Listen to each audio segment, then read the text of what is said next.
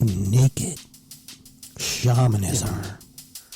Welcome to With Insights Radio. I'm your host, Iggy Garcia. I will take you on a journey across the universe through shamanism, metaphysical, and holistic. So sit back and relax and enjoy the show.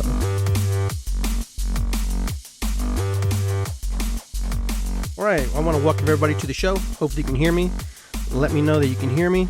It's super important, because if you can't hear me, then we don't have a show. Just want to take a little time today and just talk a little bit about different things. I know the world has been pretty consumed with tragedy and events and different things and all kinds of,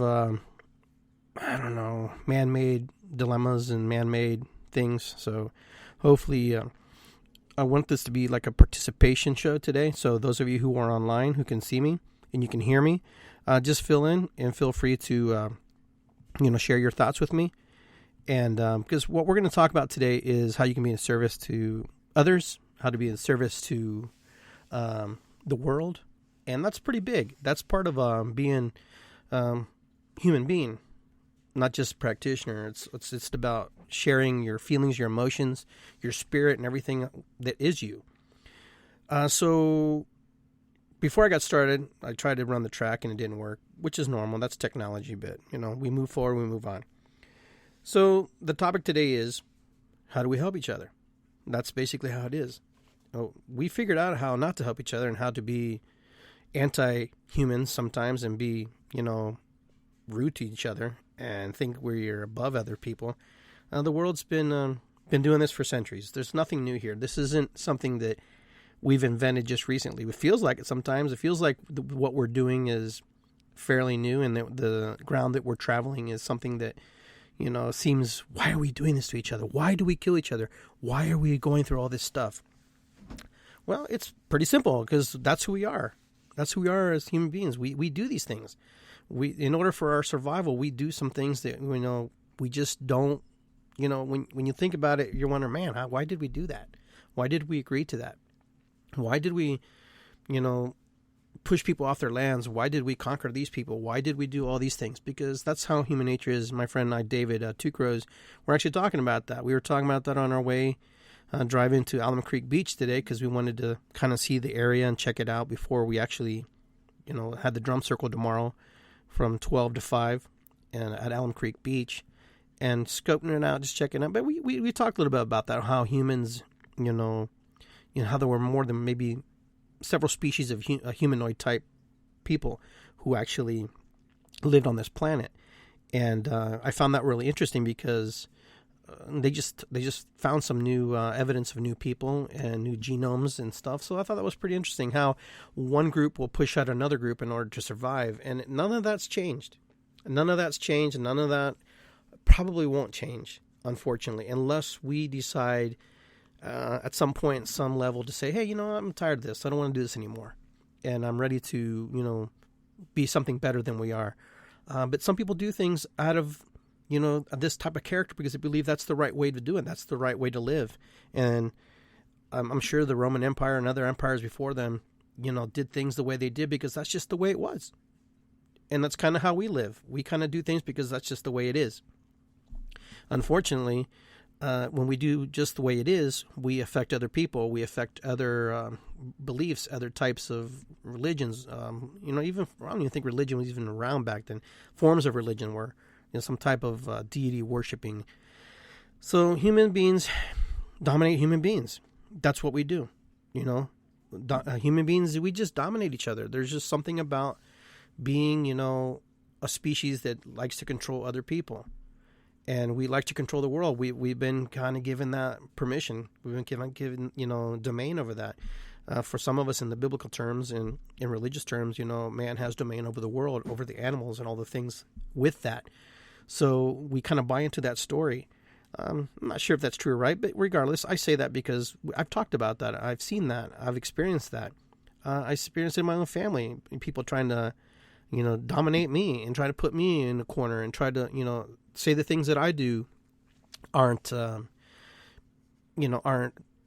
Catholic or Christian or whatever, with the little fingers up in the air here. But you reach a point where, you really don't care anymore.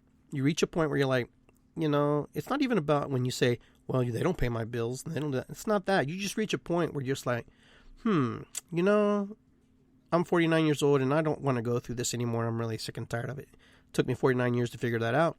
But you reach that point. You reach that peak and you're just done. You're just done. So, but then you get to the point where you're up there by yourself and you're going, wow, is there anybody else up here? Does anybody else feel like this with me? Well, what can I do to make a difference in the world? What can I do to change and bring harmony and peace to this planet? You're talking about almost 7.5 billion people. It might even be more now. But anyhow, that's a lot of people. That's a lot of people, and there's a lot of beliefs. That's almost 8 billion. We'll just say 8 billion. 8 billion beliefs simultaneously playing out on this planet. 8 billion people. Now, you have to think about that for a minute. Think about it.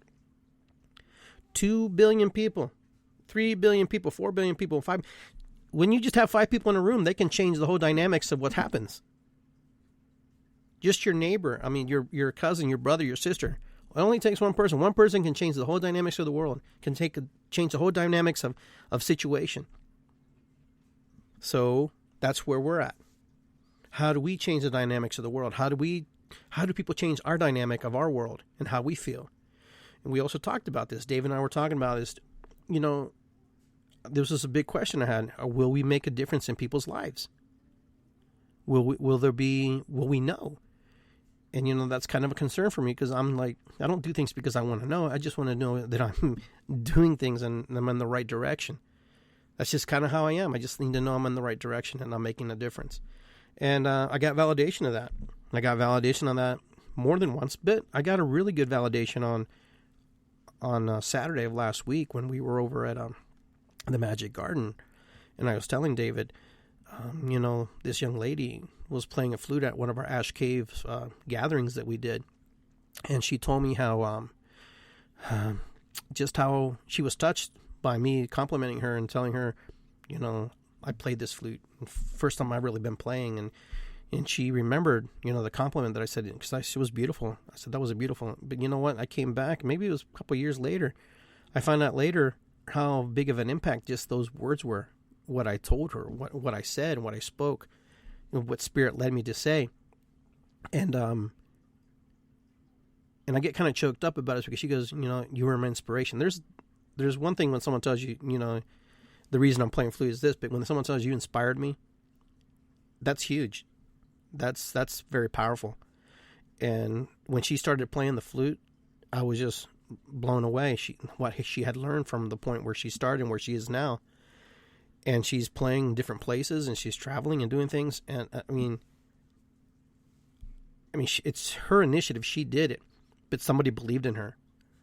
And that's one of the things where I'm going to talk about. Belief in another person, belief in yourself. A lot of us come from homes where somebody, you may be fortunate enough to say that someone was very, said you can do anything you want. But the majority of us aren't that lucky. The majority of us, we don't have that opportunity to say oh yeah, you can be whatever you want, son. You can. I try to do that in my home. I try to do that with my kids, with realistic, parameters and ideas and goals and settings and stuff. But, I come from a home where not necessarily everybody was positive and not everybody said, hey, you can do it. You can make it. It was more like, you can't make it without me, or, you got to work hard, So that's one of those principles. That's one of those things that I want to talk about. One of those things about how we can be to service. Be in service, number one, to honor yourself, to honor who you are as a human being, by honoring who you are and believing in the things that you can do and the things that are possible, you can change the world. You can change anybody's world. You can change your children's world, your family's world, your nephew's world, your mom and dad's world, just by shifting into a different belief system and going, you know what, I believe that. I don't believe that. And, that's one way in being in service to the world is by you being in service to yourself, to honoring who you are as a human being and the things that you can do. So for me to say this to this lady, and I was legitimately honest about it, she played great. She was playing good back then.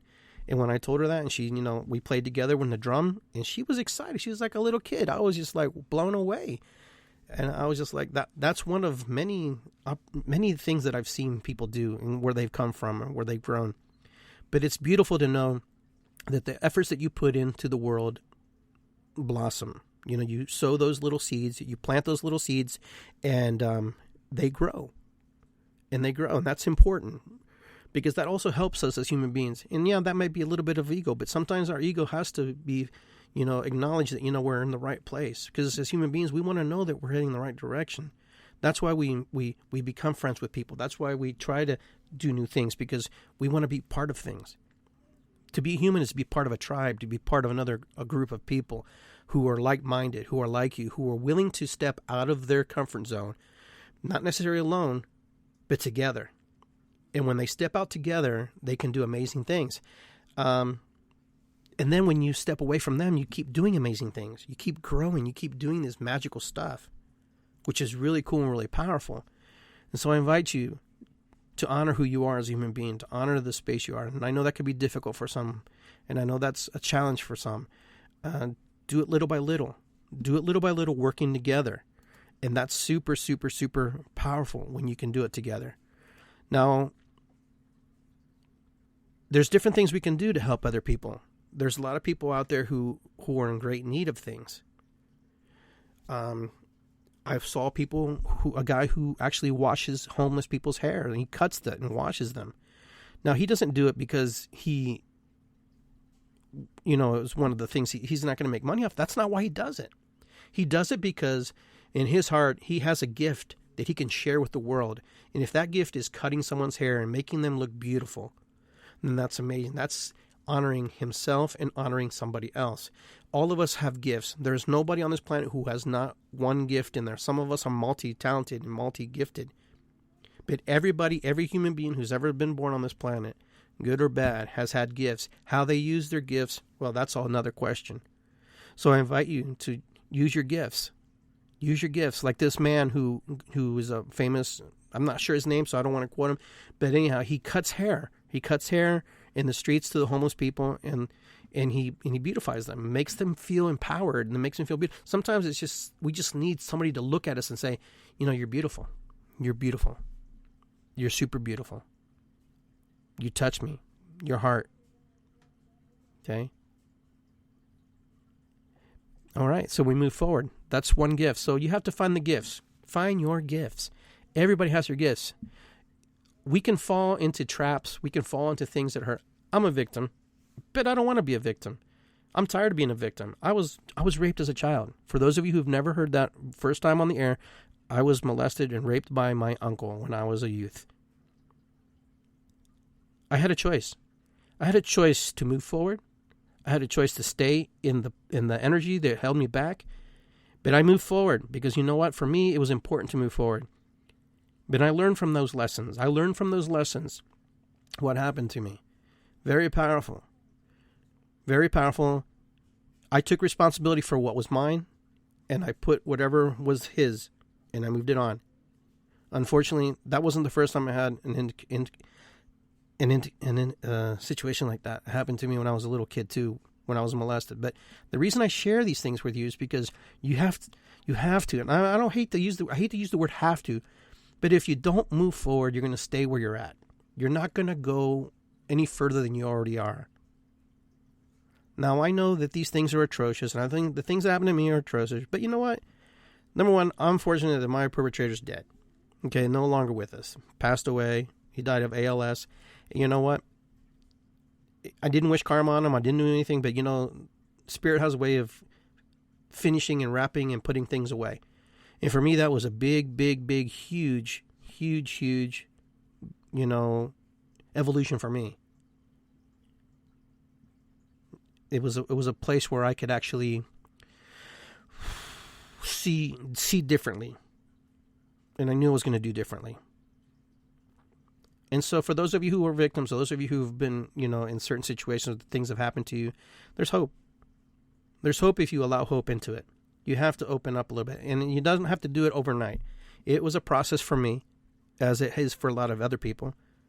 But when I moved forward, when I moved out of it, and when I moved into the space where I felt comfortable, you know, it doesn't bother me anymore. I don't think like that. It doesn't own me. The only reason I bring it up is important to share my story with people, what happened to me. It's just what happened to me. It was a memory. It's over. It's done. I can't fix it. I can't do it. I can just rewrite it. I can only say, hey, that happened to me. You know, I'm Iggy or Ignacio Garcia now today. Today is who I am today. And if I don't move, if I stayed in that old energy, that old paradigm, of that old victimization paradigm, I would probably still be a bitter man. I'd probably have gray hair, you know, I'd probably be chubbier. I don't know. I'm just saying. But I know from working and being and seeing other people and being stuck in their victim roles that it changes you physically, mentally, spiritually. And I wasn't going to allow that to happen to me. And then I know that sounds like it was easy, but it wasn't easy. It wasn't easy, but I decided that it wasn't going to be hard. And when I was in my 20s, I decided it wasn't going to be hard. And through the 20s, I worked my butt off to just try to figure out, you know, was I gay? You know, did I like it? You know, what part of me invited that into my being? You know, that was very, very difficult. It was difficult. And then today, you know, I don't care. Now it's like, hey, you know, I own what I own. You own what you own. And Spirit has taken care of me. And I'm glad for that. Now, we're moving along. Other ways to help humanity. Let's just start how we're going to help people. There are a lot of us who have families, and there's a lot of us who don't have the necessary means to help one another. So childcare is one of those huge, huge, huge things where people actually need a lot of help in. And so sometimes if you have the capacity and you have the feelings that you want to be able to help somebody take care of their family, or, you know, babysit, you know, so that they can go on a date or do something. Or babysitting could just be just having someone coming across the street. You know, that's the beautiful thing about it. You know, churches do this all the time. You know, create some kind of volunteer, you know, for a moment. You know, work in the village. I'm not a big village guy. I'm more like a community building guy. I have issues with village issues because villages tend to segregate and then they create these hierarchies and they create these different things. But community building is something that I'm really big proponent about, because in a community, we all work together, you know, and then we go back where we come from. In a village, we're in a village and we're stuck there, and then somebody else has the right to say what they say about how you raise or how you look. And maybe I'm wrong. Maybe I've got it all backwards. But I do know that the village concept for some reason triggers me as a human being. But community building, it feels more gentle, feels more inviting, more loving. As a community, we're allowed to work together on these projects and not necessarily be owned by anybody or anyone. And we come to the decisions where we decide together versus we give power to one person to decide over us. So that's why the village concept for me was kind of like, you know, I don't like that. But when I talk about childcare and helping people, if you can help somebody take care of their kid or give them a ride to work, or, you know, just watch them for a little bit, or drop their kid off at school. I mean, that's kind of the community building. That's kind of working together. Of course, I would recommend that you know the people who you would do this to and who you would help. And that's kind of an important thing, because there's a lot of single parents out there, men and women, mostly women in the majority, but they who need a lot of help. And so I invite you to help them out, and if you can. Now, moving along on one of my other points is, you know, preparing food for one another, helping one another. There's a lot of elderly people. There's a lot of homeless people. It's just the basic human necessity is food, eating, helping each other. In shamanic practices, we, you know, in sweat lodge and ceremony, in the end, we have feasts. We have, you know, potlucks or whatever. That's because it's important to know that we're all one, all my relations. And, you know, we have to eat. In this world, which is totally amazes me, how we can have such a big world and yet we can't feed the rest of the world. It's because I was talking about earlier, man gets stuck in that old paradigm that, you know, of control and wants to control everything. So a good meal, help people out. You can. There's a lot of people in your neighborhood. You'd be surprised. My mower broke down. But unless I say, hey neighbor, can I borrow your mower? And, you know, he said, I'll cut it for you. You know, I'm not saying that happened, but, you know, if we don't speak up, if we don't open our mouth, then, like they say, baby doesn't cry, baby doesn't eat. So, you know, you have to make sure that you're working towards, you know, communication. Communication's huge. A lot of us don't communicate. I mean, a lot of us don't want to know our neighbors because, I don't know, we just like to get home and we like to not be bothered. You know, but from time to time, make it a habit. Maybe just lift your finger up and wave, or 2 fingers or 3, and just shake it, you know, just like, hi, and then put it back down. You know, some of us, I don't know if we're shy. I don't know why. You know, I don't even know. Sometimes I wave to my neighbors and they just like, oh, they turn around like, he saw me. He saw me. I thought I had fox medicine on. I was hiding. But, you know, but anyhow, you know, I don't understand how we travel thousands of miles or 5 miles or 10 miles to be in another neighborhood to hang out with other people. And yet we have people next door to us. Maybe we don't want them to know our business. Maybe we feel like we give away too much. I don't know. Everybody has their own reasons, but your neighbors are important. So, you know, another thing how you can help is yard work. You know, there's a lot of people, there's a lot of elderly people, sometimes just taking a trash can down the ramp, down the driveway, you know, to the corner of the road. You'd be surprised. You'd be really surprised. I'm every day I'm surprised just in my neighborhood, the things that, you know, I discover just by talking to the guys and the women who walk their dogs. You know, for 17 years, I lived in a big 1 acre plot and no one was around me, no one bothered me. And, you know, that was my life. But I don't live that way now. My neighbors butted right up against me. We talked a little bit. She gave me all her firewood yesterday because she saw me moving my firewood, which I thought was pretty cool. And, you know, but if I don't talk to her and I don't engage her, and, you know, I have no firewood. And these are just little things like that. Now, this is something that everybody has, but no one really likes to share. And sometimes we really cherish this is our time, giving our time, visiting others, visiting hospitals, you know, doing a service, even creating, you know, a time where you go pick up trash along the side of your road, not necessarily somebody else's road, but just going down the street. There's a lot of neighborhoods like that.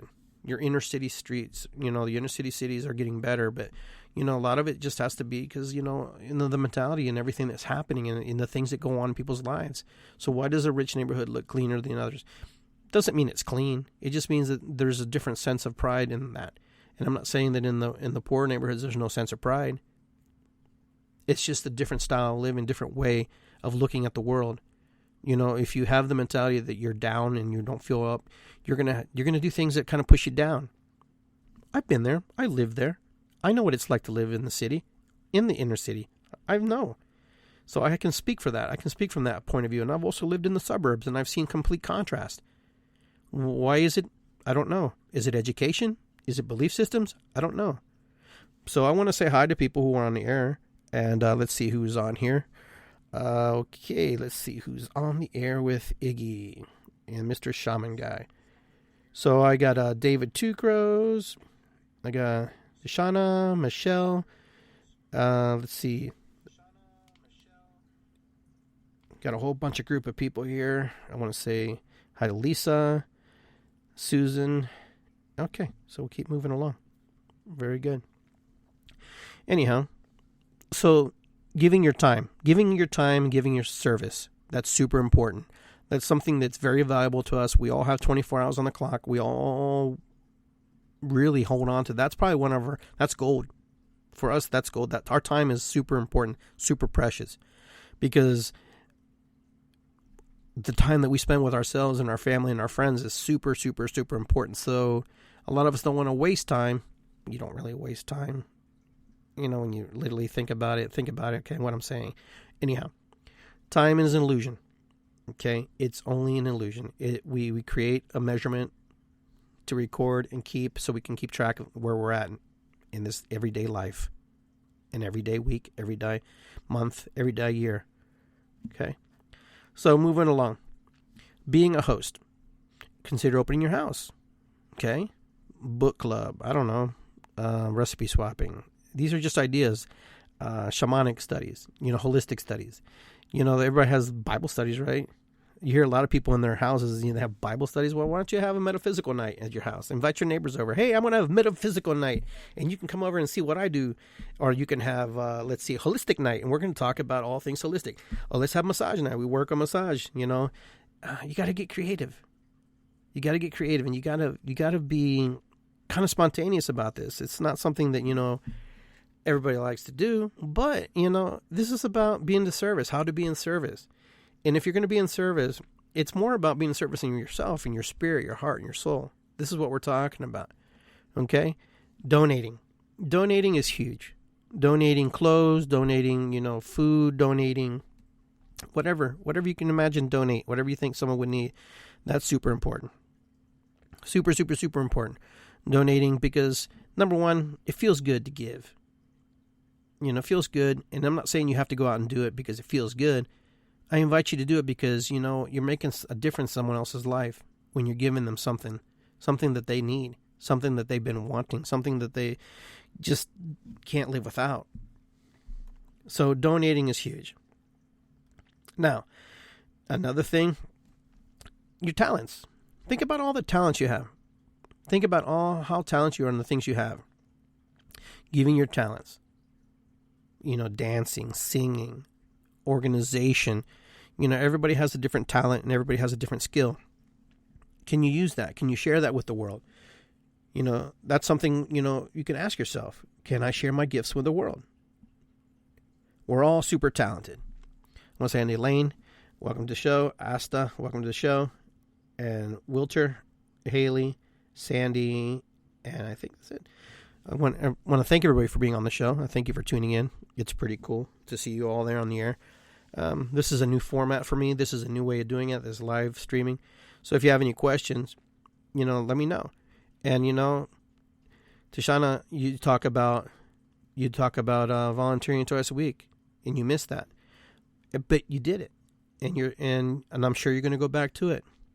And it's something that I think a lot of people should maybe take their kids into a food pantry or take them to a homeless shelter and see if they can volunteer and help. Volunteering is huge. Volunteering is huge because there's a lot of people who just can't physically, mentally, spiritually, deal with the world, and that's not their fault. But if we know that we can make the difference in their lives, then it's our duty to help them. Now, let me ask you a question, and this is participation time. When you walk down the street and you see a homeless person, so how do you feel? Do you have that moment where you're kind of going, well, I'm not sure if I want to give them, I don't know if I have anything to give them. I think what happens is most people, give you the impression that they have their stuff together. And when it's all said and done, most of us are struggling, and we're just fortunate that we have a roof over our head. So even to give $5 or $1 to somebody means a lot because that could be someone's meal for the day.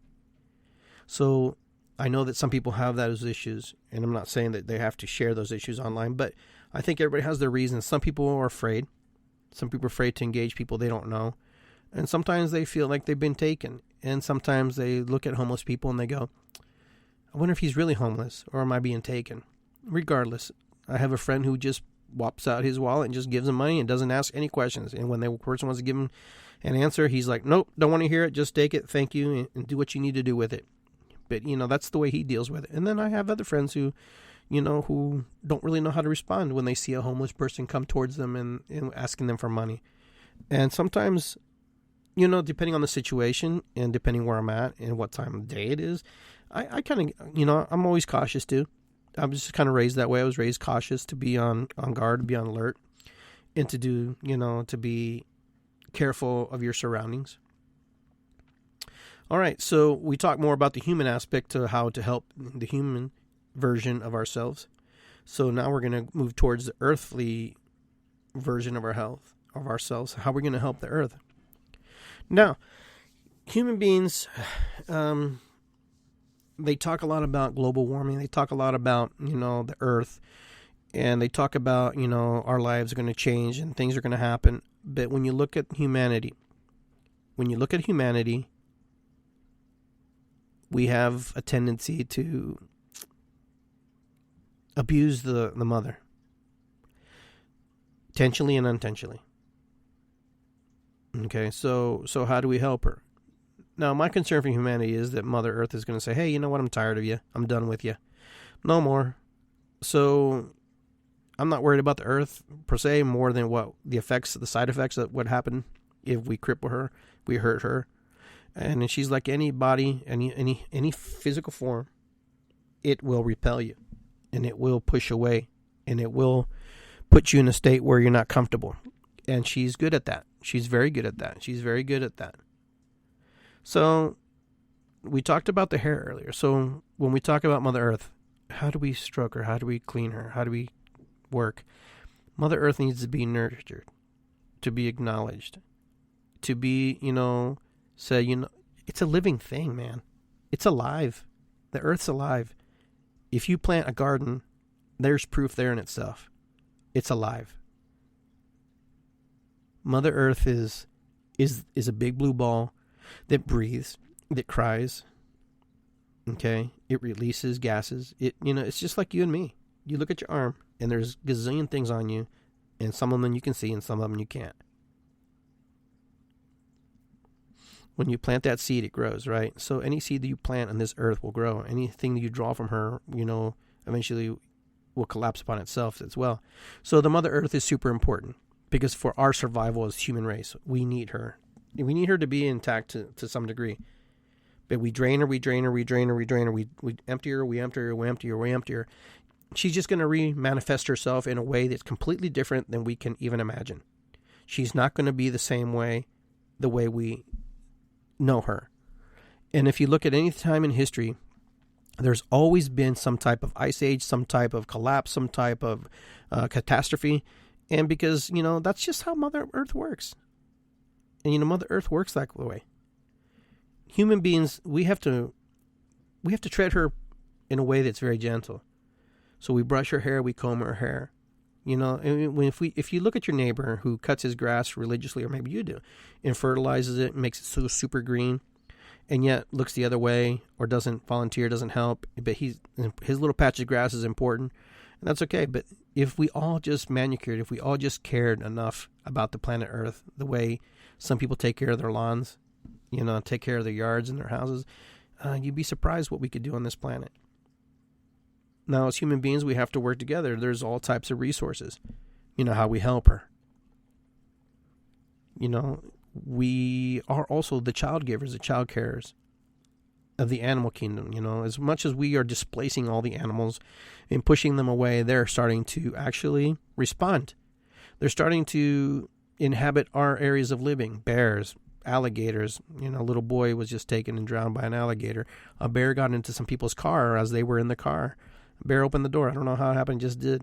A bison, attacked a man not too long ago. So there's nature and humanity will always interact and will conflict, and they will find a place. Because when you think about it, if someone took your house and just kept pushing it further away into a place that you don't really want to live, but this is where you grew up, but you want to visit it, but you can't because there's a freeway there now. Well, the animals have an instinctive, quality in their mind and their brain and just their makeup. They know where their instinctual homes are. Ancestral homes. So we can't blame them. We can't blame them for being the way they are. We're going to see more of that. In Florida, I guess the highest, there's, and I guess down in the swamp areas, they have the biggest missing people report, in the whole country. And that's probably because of the alligators. And I want to say hi to Adriana. Welcome to the show. But, alligators, they're predators. Human beings are not predators. We're actually prey food. We're just lucky that we're grouped together and we're masked and we have dominance because we're virus, because we just spread all over the place. We're just everything. We take over everything. That's what we do. So Mother Earth needs us in the sense of, taking care of ourselves. We have to work together. So the yard work is important. How do we take care of Mother Earth? Well, we trim her, we keep her, we love her, we honor her, and we stand up for her. Sometimes we stand up for, I'm not saying the wrong reasons, but sometimes we stand up for things that don't really make sense. I know there's things that are going on the planet, things on the world, but I don't think as a human race we don't necessarily voice ourselves like we should. Because if we did voice ourselves like we should, then we wouldn't be in these situations and these places and these things that we're running into. If we don't want fracking, then, why is there still fracking? Because there's just not enough activism for it. There's just not enough research for it to say, hey, yeah, it worked, but it worked. When we get involved and we help the Mother Earth, then things will change. But we can't help Mother Earth if we don't change. And we have to give our time as well to help her.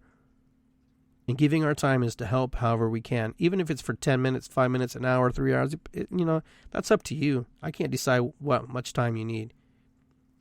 But Mother Earth, she really wants us to help. because she's a living, breathing thing just like you. She needs us. We need her. But she doesn't really need us. That's the rub. You know, a lot of us are like, oh, well, the earth is going to be... No, the earth just changes, man. The earth just becomes something completely different. It'll manifest itself into something else that will harbor and will take care of whatever the next evolution is. The dinosaurs found out the hard way, right? When the big asteroid hit the earth, boom, shoom, change, atmosphere. We're different now. Now we have to go through these different climates and these different cycles. Human beings are going to go through the cycle. Maybe we won't see it, but there will be a race of human beings that will have to go through a cycle of this ice age, of this detriment, because we caused some of this. It will happen, and you can count on that. And I'm kind of glad I won't be there. And I hope that my generation and my ancestors, my future ancestors, my future children and grandchildren can figure it out. That they can figure out how to survive in the cold or survive in the extreme heat. Because one of the two are going to come. Some say it's going to be extreme heat because just the ozone is being depleted. And some say it's going to be the cold because of the way the polar caps are melting. I think it's a mix of both. Humanity will always find a way to survive. And maybe humanity may not make it this time. Maybe we'll be extinct as well. Because the way we live and the way we move in this world, you know, we live like nothing's going to happen tomorrow. Like it's okay. It's not a big deal. Oh, it's tomorrow. You know, we're not really moment-oriented people. Some of us are because we've learned to be. Some of us find that it's super important to be in the moment because that's all we really truly have. And so how do you become a host? How do you become a host to the planet? Well, since we are a host, we are living on the planet, we should be good hosts. We should be good hosts, you know, and we should be part of her as much as the planet is a big host to us and we are her guests. You know, so find ways to value her and to thank her, you know. So how do you do that? Well, stop polluting her. That sounds easy, doesn't it? Stop polluting her. But what do you do with all that byproduct? What do you do with all that byproduct that we create? So we can have our cell phones, so we can have our computers, our toilet paper, you know, all the things that we are very big necessity to us. You know, eventually most civilizations and more societies have actually collapsed because they overuse their natural resources. When the trees are gone, what happens? You move, you find other trees. But, you know, what I don't find out is when they take away a whole jungle, they just don't plant new trees. I don't get that. I don't understand why they won't. Why it's not a logical thing to go, oh, we took all the trees, but maybe we should grow some more. But no, it's just too easy. It's too easy to say, hey, let's just chop this stuff down and move along. You know? That's where the human race baffles me sometimes. That we are so smart, but yet we're so dumb. You know, we know that the oil reserves someday will be depleted, you know, to the point where we can't, you just, it'd be ridiculous to use. But it's all about the money. It's all about the money. They want the money, and that's why we keep using it. We have a natural source of energy right now that is given to us every day. It's the sun. People laughed at the Native Americans, especially the Incas, when we worshiped the sun. They gave thanks to the sun. Why they give thanks to the sun? Because you know what? The sun came out every day, regardless if there was clouds or not. And every day they were blessed, and they blessed their crops. It poured the beautiful gold upon the plants. Kept them alive, kept them green. So the sun was a super powerful being for them. And when you do more research about the sun, you should Google the sun. Study the sun a little bit. You'll be surprised what the sun does for our universe, for our galaxy alone. The battles that it has. And then you can see the correlations of Greek mythology, what those battles are, or Egyptian mythology. You'd be super surprised. You'd be super surprised about our sun. It just blows my mind. You know, that's why the Incas thought the sun was important. Super important. There was no life without the sun. Now, they had other energies. They had other ways of thinking. But, you know, those are the parts of the human. That's the human aspect. Because even though we are human, we still want to find a way to control other humans. I don't know why we do that. I just don't get that. So the Incas were huge about that. The energy of the sun is very powerful and is very, very, very intense. If it's harnessed properly, you can create amazing cutting tools probably with that, because I've seen some of the things they do with the sun. And then you can actually cook with the sun. I've seen ovens, sun ovens with, it's humanity, it will be forced. Humanity will be forced to do the things it used to do and the things that we don't want to do anymore, because we're going to reach a point where there's just too many of us, number one, and there's just too much greed, and the greed will outdo itself, because eventually people will be hungry and people will want, and when you can't grow your food, when it's manipulated and when it's controlled, that causes a problem. That causes a really huge problem. Some, are down on GMOs. Some are down on Monsanto. I understand what these corporations are trying to do, but you know what? Maybe you shouldn't mess with nature. Maybe nature's got it just right. The Native Americans used to do modifications of corn. The corn used to be really small, and they kept breeding it until it got big. So it's nothing new. It's nothing that we haven't done before. But the way it's done now, I think is wrong. The way it's controlled, the way it's manipulated, and the way we manipulate the mother, and the way we manipulate her children. And we manipulate her children so, only certain chemicals can be used on that so they can grow or so they can keep the weeds down. That's not cool. That's not right. It's not right. And then when we sue one another for those things, and I don't want to get too much off topic. And, the earth has talents too. The earth has amazing talents. She has her waterfalls. She has her oceans. She has her mountains. She has her deserts. She has all these amazing, beautiful things that you can do. So how do you be in service? Honor those, respect those when you're camping. Even the subtlest, the smallest little things. When you go camping, put out your fire, pick up your trash, put it away, dump it. That's the problem. We don't do that. Sometimes we just assume that someone else is going to do it for us. No, it's not going to be done. I've taken many walks down the Olentangy River, and I've seen a little catch basin where all the garbage just accumulates, and I'm just like, are you freaking kidding me? And I mean, if I had to think I could actually walk on top of that, I probably would. I probably could walk on that. But I know I can't because it's not thick enough. But in the Pacific Ocean, and you can do your research, anything I'm talking about usually here, you can Google it and find out about it. There is an island building of plastic bags and just plastic rotating, because there's a cycle there, and it just rotates around, and the currents keep moving and moving around.